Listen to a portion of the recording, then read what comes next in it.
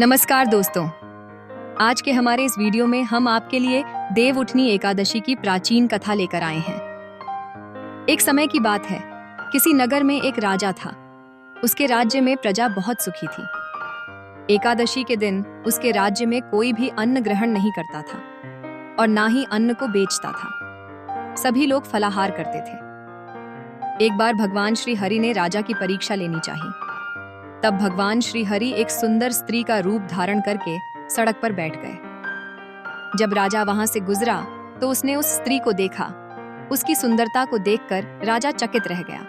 राजा ने उससे पूछा, हे सुंदरी, तुम कौन हो और इस तरह यहाँ बीच रास्ते में क्यों बैठी हो?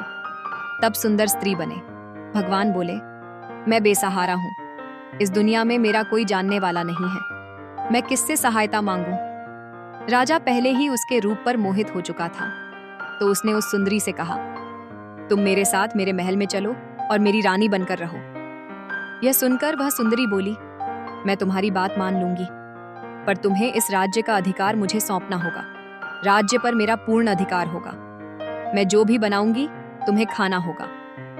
राजा उसके रूप पर मोहित था, इसलिए उसने उस सुंदरी की सभी शर्तें स्वीकार कर लीं और उस सुंदरी को अपने महल में ले गया और उससे विवाह कर उसे रानी बना लिया। अगले ही दिन देवउठनी एकादशी थी। उस सुंदरी ने सभी को आदेश दिया कि बाजारों में बाकी दिनों की तरह अन्न बेचा जाए। उसने महल में मांसाहारी भोजन पकवा तथा परोस कर राजा को खाने के लिए कहा। यह देखकर राजा बोला, रानी, आज देवउठनी एकादशी है, मैं तो केवल फलाहार करूंगा। तब उस सुंदरी ने अपनी शर्त राजा को याद दिलाई और कहा, यह खाना आपको खाना होगा, नहीं तो मैं बड़े राजकुमार का सर कटवा दूंगी। यह सुनकर राजा बहुत दुखी हुआ और उसने अपनी स्थिति अपनी बड़ी रानी से कही। तब बड़ी रानी बोली, महाराज, धर्म ना छोड़े, बड़े राजकुमार की बलि दे दें बेटा, तो फिर मिल जाएगा, लेकिन धर्म नहीं मिलेगा। ऐसा कहकर बड़ी रानी रोने लगी। तभी बड़ा राजकुमार वहां आ गया। मां की आंखों में आंसू देखकर राजकुमार ने अपनी मां से रोने का कारण पूछा। तब बड़ी रानी ने राजकुमार को सारी बात बता दी। इस पर राजकुमार बोला, मैं सिर कटवाने के लिए तैयार हूँ। पिताजी के धर्म की रक्षा जरूर होगी।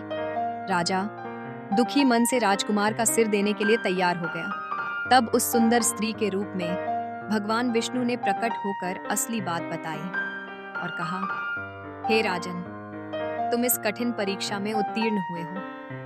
भगवान ने प्रसन्न मन से राजा को वर मांगने के लिए कहा।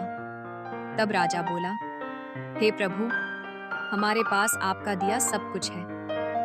आप हम पर अपना आशीर्वाद बनाए रखें और हमारा उद्धार करें। उसी समय वहां एक विमान उतरा।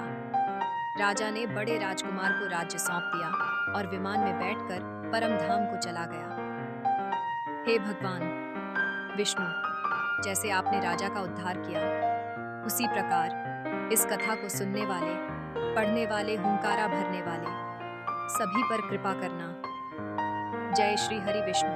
भगवान श्री हरि, परीक्षा, सुंदर स्त्री, सड़क, राजा, महल, रानी, देवउठनी एकादशी, अन्न बेचना, मांसाहारी भोजन, राजा, धर्म, बड़ा राजकुमार, भगवान विष्णु, परीक्षा, वर मांगने, राजा, उद्धार, विमान, भगवान विष्णु, कृपा, कथा।